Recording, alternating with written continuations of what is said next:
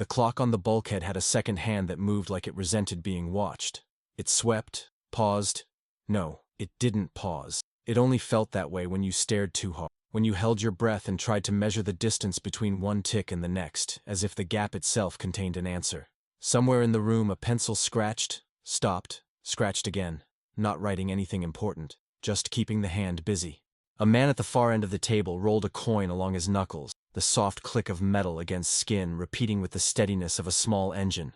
When it slipped, he caught it without looking, like he'd been doing it all his life. There was a kettle on a burner that never quite boiled. It gave off a thin, impatient hiss, then quieted, then hissed again. Someone had folded a newspaper into a narrow strip and was pretending to, eyes moving across the same line again, the way you do when you want to appear occupied while you wait for something refuses to arrive. No one spoke, not because silence had been ordered, but because words felt like they would disturb whatever balance was holding the room together. A door opened somewhere behind them. The sound traveled through the corridor, hinges, boots, the brief drag of fabric against a frame, then faded.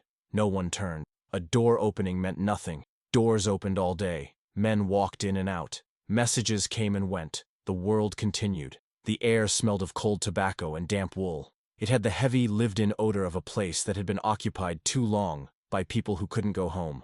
A radiator clanked once, like a warning cough, then settled back into its tired warmth. At the table, a hand reached for a mug, lifted it, tasted, set it down. The movement was careful, as if the mug might shatter from being handled too quickly. Another man checked his watch, then checked the clock on the wall, then checked his watch again, as if the disagreement between them could be resolved through repetition. A map lay open beneath a glass weight. The corners tried to curl anyway. Someone smoothed them down with 2 fingers, pressing along the creases. Not studying it, not making plans.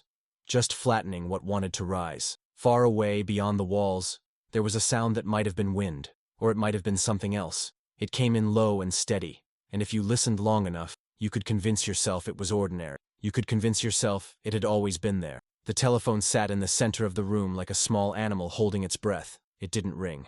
A man with a neat collar cleared his throat and then didn't say anything. He reached into his pocket, found a folded slip of paper, unfolded it, refolded it tighter.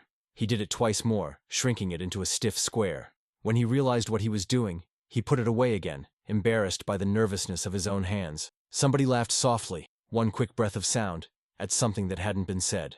The laugh died almost immediately, like a match struck in a room with no air. The clock's second hand kept sweeping. Tick, tick, tick. The stillness wasn't peace. It was a pause that had been stretched too thin. It was the kind of calm that only exists when everyone is pretending not to notice the tremor under the floorboards. A distant engine changed pitch. A chair leg scraped. The kettle hissed again, more insistently this time, and someone stood up to adjust the flame by a fraction, as if control could be restored by such small corrections. Then, from the corridor, footsteps approached, measured, unhurried, almost polite. And in the moment before the handle turned, the room seemed to realize all at once that there would not be enough time left to do this twice. The man who entered did not hurry. That was the first thing, the most unsettling thing. If he had come running, if he had been breathless, red-faced, waving a paper like a flag, then the room would have had permission to change. Panic would have been justified. Voices could rise, chairs could scrape back, orders could be shouted. But he stepped in as if he'd simply returned from a short walk. He shut the door behind him with care, turning the handle until it clicked fully into place. Then he crossed to the table and placed a folder down without ceremony, as if it contained nothing more urgent than a schedule. Everyone watched his hands. He slid the folder forward, not to anyone in particular, toward the center, toward the telephone, toward the map pinned under glass. The movement was gentle, the way you set something down when you don't want to spill the contents. A man reached for it, hesitated, then opened it. Pages inside, typed, clean margins, no stains. The kind of paper that looked too fresh for the room it had entered. The reader's eyes moved, paused, moved again. His face did not change. That was the second unsettling thing. Not relief, not alarm. Just a tightening around the mouth. The subtle shift of a man who has been given a weight and is deciding where to hold it. He turned a page. The kettle hissed, then quieted. Somewhere beyond the walls, a muted rumble rolled and faded. It could have been trucks. It could have been nothing.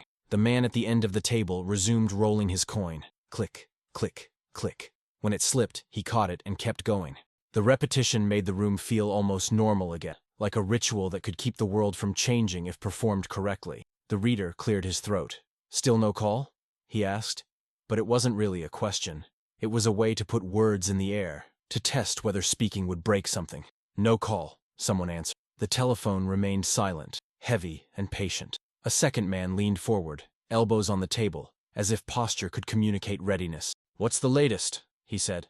He spoke with the practiced tone of someone who had asked the same thing dozens of times, expecting the answer to be either reassuring or at least familiar. The reader didn't look up. "Latest," he repeated, as if the word itself was fragile. He slid one sheet out of the folder, held it above the table like a card being shown, then placed it down. A simple gesture. A report. A small rectangle of ink that carried more meaning than the room wanted to admit. Another man leaned closer to read over his shoulder. He smelled faintly of shaving soap, the clean scent of morning routine clinging stubbornly to him. "What time is it?" the man by the clock asked suddenly. He didn't trust the clock. He didn't trust his watch. He needed the question asked out loud, so that time could be agreed upon by others. Someone answered with a number. Someone else contradicted it by 30 seconds. They argued briefly, politely, about the truth of the moment. Outside the room, somewhere down the corridor, a typewriter began clacking. The rhythm was fast, confident. Whoever was typing was not waiting. Whoever was typing had tasks and deadlines and purpose. The sound made the waiting in this room feel indulgent, almost shameful. A cigarette was. The match flared, bright and brief, then died. Smoke rose in a thin line and drifted on, turning the light into a pale haze. The smoker exhaled slowly, not because he enjoyed it, but because exhaling was something you could still control. A chair creaked as someone shifted their weight. A pen clicked open, closed, open, closed. Small sounds, domestic sounds, the noises of men trying to anchor themselves to routine. The reader finally looked up. "We're on schedule," he said. It was the kind of sentence that could calm a room, if the room believed in schedules. If the room believed that time could be arranged into neat, obedient blocks. If the room believed that events waited their turn. "On schedule for what?"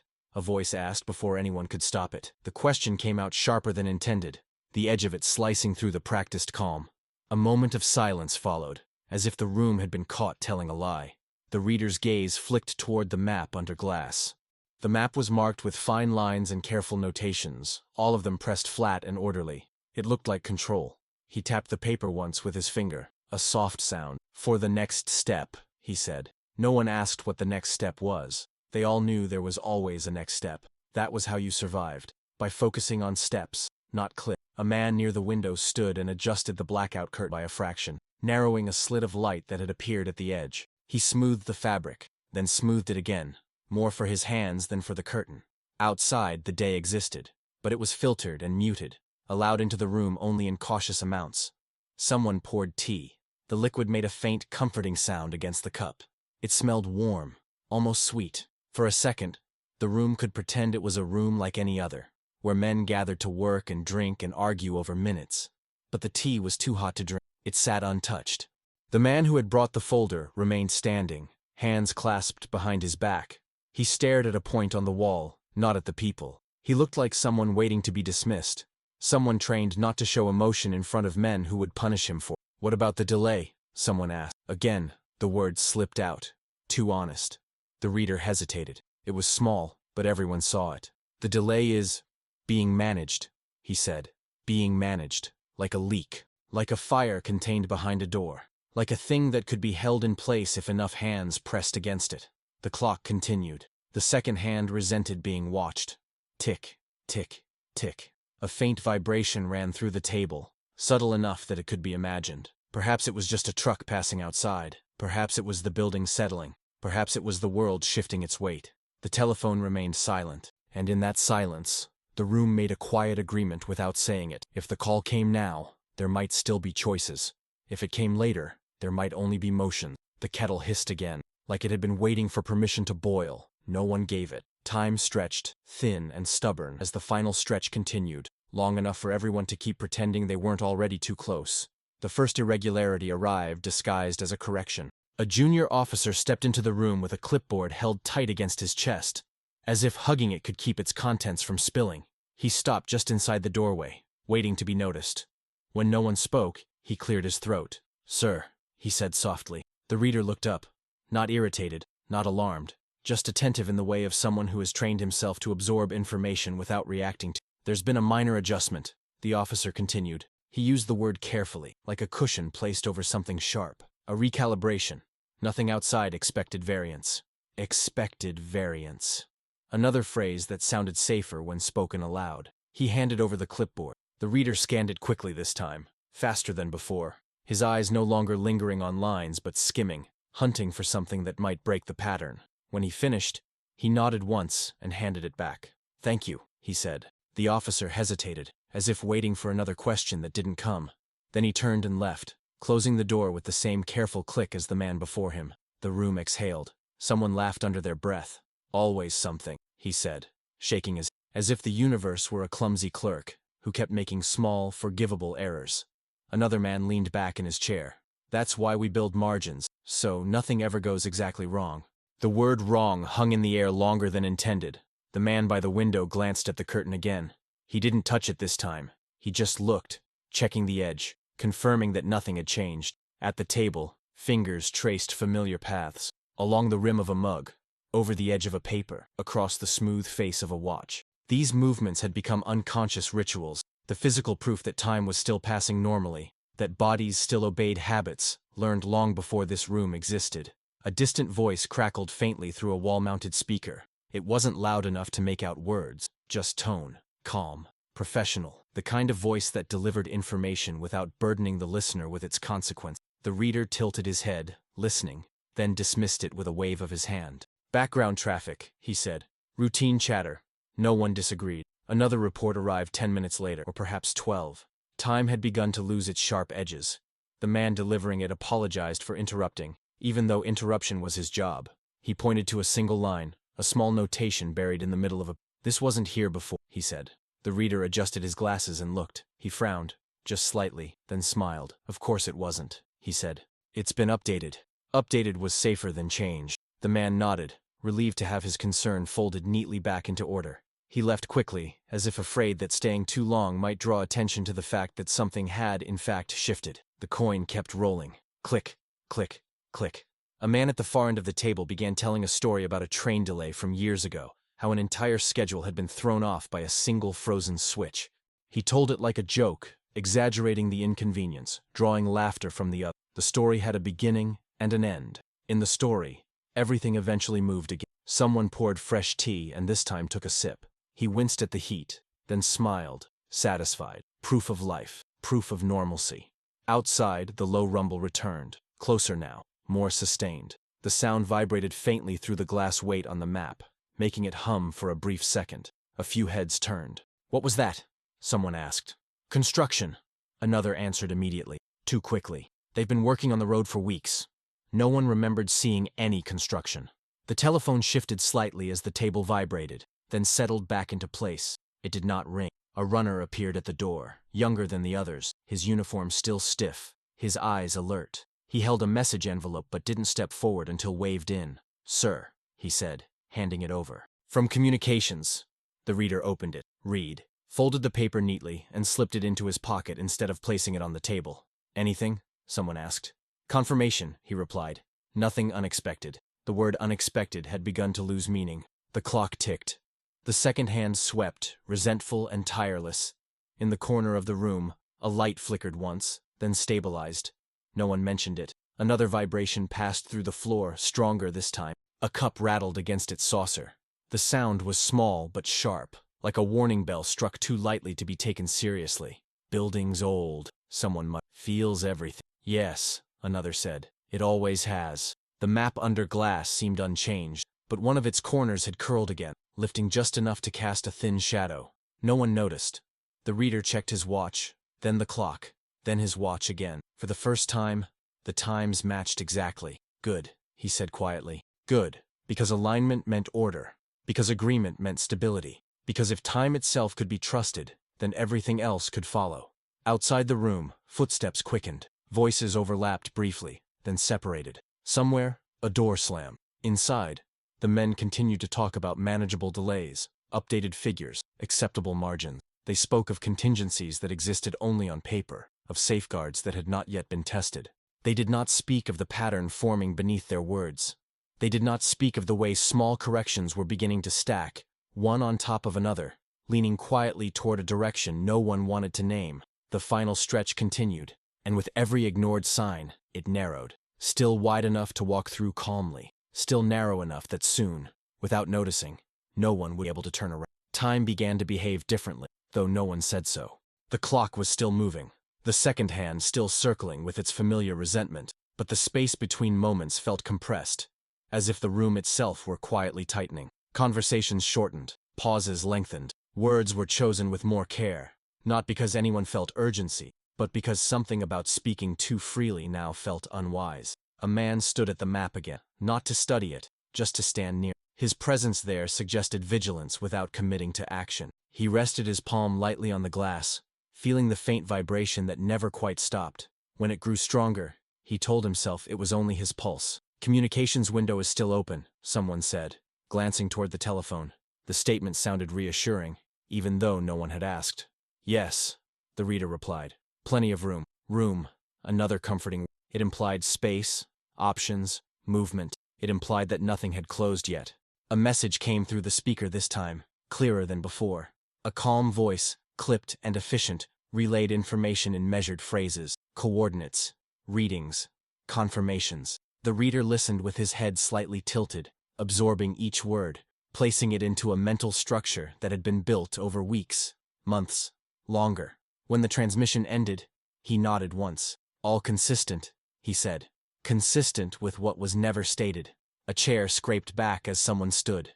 He walked to the window and pulled the curtain aside just enough to look out, even though there was nothing to see. The light that slipped in was gray and flat, revealing dust in the air. He stared for a few seconds too long, then closed the curtain again, sealing the room back into itself. "Still time," he said, more to himself than to anyone. A man near the door adjusted his jacket, smoothing the fabric down his arms. He checked his pockets, confirming the presence of familiar objects, keys, papers, a pen. These small inventories had become important, proof that the ordinary world was still accessible, that life beyond this room still followed known rules. The kettle, finally allowed to boil, screamed briefly before someone shut it off. The sound was too loud, too sudden. It startled them. The man who turned the flame down apologized instinctively, even though no one had complained. The reader glanced at his watch again. He didn't compare it to the clock this time. "We're approaching the margin," he said. The word landed heavily, despite its technical calm. Margin implied an edge. It implied that beyond it, conditions changed. "How close?" someone asked. The reader considered. He could give a number. He could quantify it, make it manageable. Instead, he said, "Close enough to stay alert. Alert, but not alarmed. Awake, but not moving." Another message arrived, this one handwritten, carried in by a runner who looked like he had been moving faster than necessary. His breathing was steady, but his eyes betrayed him. He handed the paper over and waited, standing straighter than before, as if bracing for impact that had not yet occurred. The reader read it once, then again. He folded it carefully and placed it beside the folder, not inside it. That small deviation did not go unnoticed. "Anything new?" someone asked. The reader hesitated, just long enough. "Nothing decisive," he said. "But we're narrowing." No one asked what narrowing meant. They all understood it instinctively. A funnel, a corridor, a choice that slowly stopped being a choice. The telephone remained silent, its presence now almost accusatory. A man reached out and rotated it slightly, aligning it with the edge of the table. The gesture was precise, unnecessary, and deeply human. Outside, the rumble returned again, sustained now, layered with other sounds, metallic echoes, a distant clatter. It was louder than before, impossible to ignore, yet still abstract enough to be dismissed. "Exercises," someone said automatically. "Yes," another replied. "Scheduled." The reader did not comment. He stood and walked to the map, tracing a line with his finger without touching the glass. His movement was slow, deliberate, as if speed itself might provoke something. He stopped at a point and let his hand hover there, suspended. "This," he said quietly. No explanation followed. A man beside him leaned in. "We could still—" He stopped himself mid-sentence, the rest of the thought dissolving under the weight of the room's silence. "Still what?" someone asked, though they already knew. The reader straightened. "We could still wait." Waiting. The room understood waiting. Waiting was what it did best. "Or," he continued, "we could still proceed as planned." As planned. The plan had shape. The plan had order. The plan did not account for doubt. A low hum filled the room, barely perceptible, like the sound of a distant power source coming fully online. It vibrated through the soles of their shoes, through the legs of the table, through the glass over the map.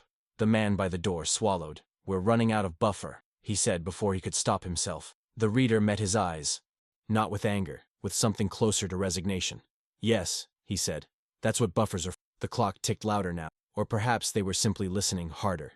Tick, tick. A hand hovered over the telephone, not touching it, just close enough to feel its presence, like standing at the edge of deep water. No one gave the order. No one said stop. And in that narrowing space, between waiting and acting, between margin and edge, the room lingered, balanced delicately on a final window that was already beginning to close. It began with something so small it almost passed unnoticed.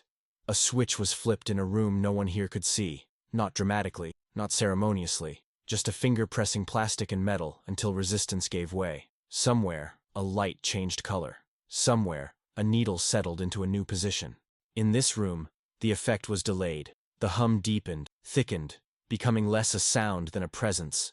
It pressed gently against the ears, against the chest, like a held breath that had gone on too long. The men felt it more than they heard it, a subtle confirmation that something had aligned beyond their reach. The reader looked up from the map. He didn't speak. He didn't need to. The man nearest the telephone lowered his hovering hand, resting it flat on the table instead. The gesture carried finality, though nothing had been said aloud. His fingers spread slightly, grounding himself, as if the wood beneath his palm could anchor him to this moment. Outside, the distant rumble resolved into distinct layers. Engines, metal, mass in motion. The sounds no longer came and went. They stayed. A runner appeared at the door again, but this time he did not enter. He caught the reader's eye and shook his head once, very slightly. No message, no paper, just that small movement. The reader closed his eyes for a fraction of a second. When he opened them, his voice was steady. "We're past the adjustment phase," he said. No one asked what that meant. They felt it, the way you feel a door close behind you without hearing the latch. A pen rolled off the table and hit the floor. The sound was sharp in the tightened air. No one bent to pick it up. "Time?" someone asked, though the question sounded irrelevant now, almost nostalgic. The reader checked his watch. "Committed," he said instead. That single word replaced all the others. Margin, buffer, window. They fell away, suddenly obsolete. The telephone remained silent, but its silence had changed. It was no longer waiting. It had been overtaken. The hum surged once, then stabilized into a constant, unyielding tone. The light flickered again, longer this time, before settling into a dimmer state. Shadows in the room shifted, lengthened, then held.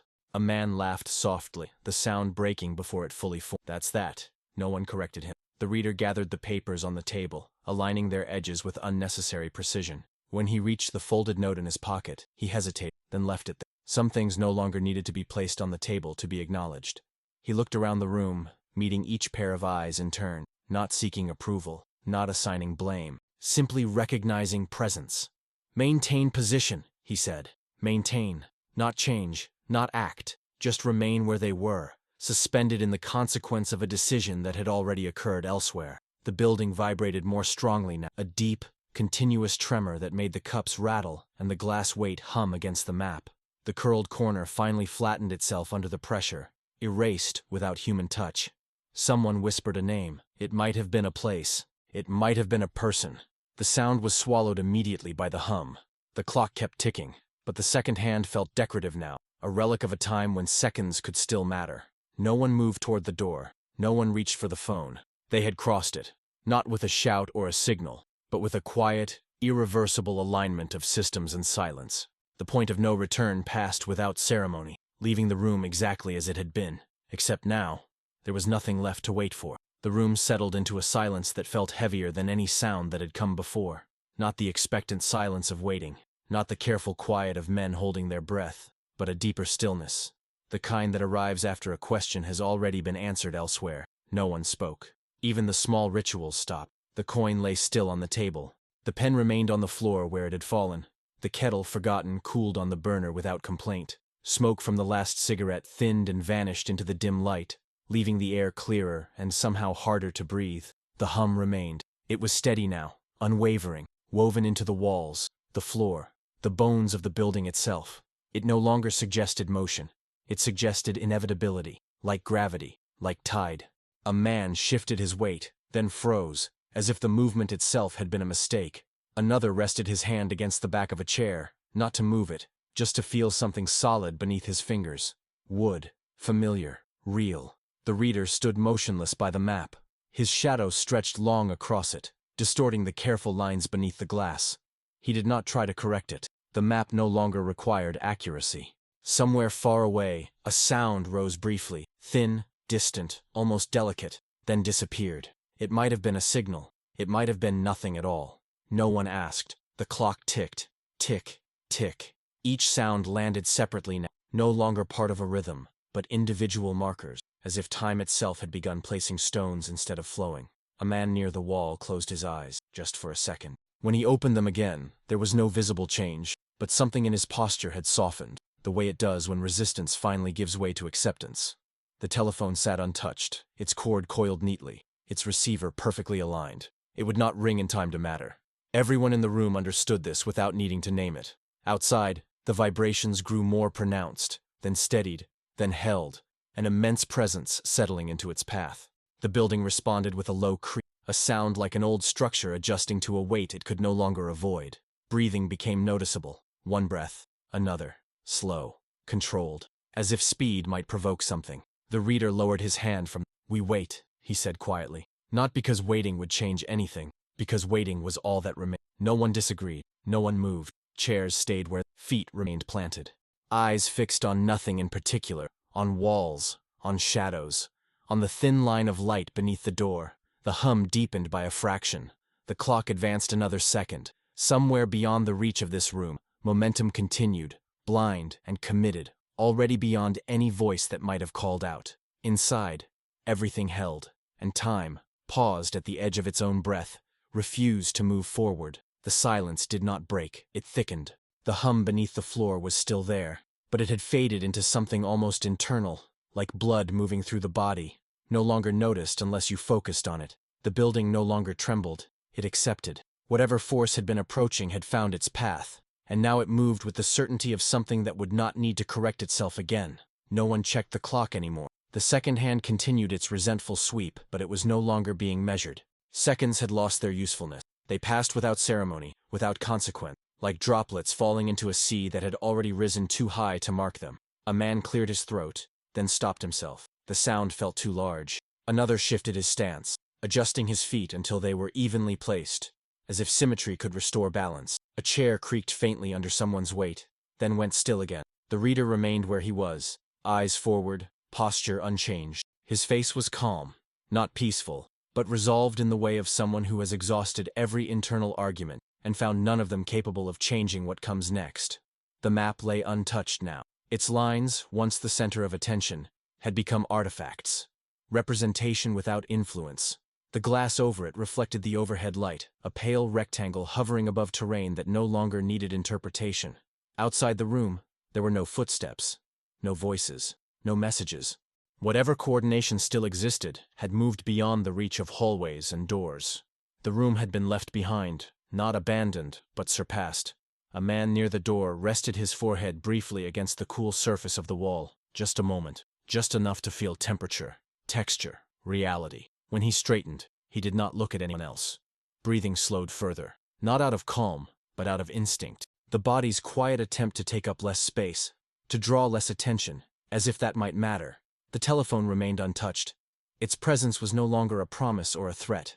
It was an object, plastic, metal, wire, a thing that belonged to an earlier phase of possibility. Somewhere far beyond the walls, a sound began to rise, not sharp, not sudden, but vast.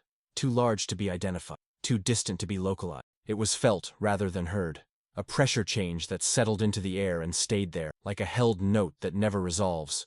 The light dimmed again, just slightly. Not enough to trigger reaction, enough to be noticed. A cup tipped and spilled a thin line of tea across the table. The liquid crept slowly, following the grain of the wood, stopping short of the edge. No one reached for it. The stain spread, darkened, then stopped on its own. The clock ticked. Tick, tick. Each sound felt louder now, not because it was, but because there was nothing left to compete with it. No movement, no speech, no decision waiting to be made. The reader inhaled, held it, then let it go. No order followed, no signal, no final instruction. The men in the room did not look at one another anymore, their gazes fixed on surfaces, on shadows, on the narrow space beneath the door, where light pooled without entering. It was easier to face edges than faces. The hum deepened once more, not abruptly, but with finality, like a massive structure settling into place after long suspension. The air felt denser, charged with a tension that no longer asked for recognition. Time stretched again, but this time, it did not feel thin. It felt locked. The clock's second hand reached the top of the dial, paused, or seemed to. And in that suspended instant, with everything aligned and nothing left to alter, the room held its breath with history, balanced forever on the silent edge, just before the world moved on without them.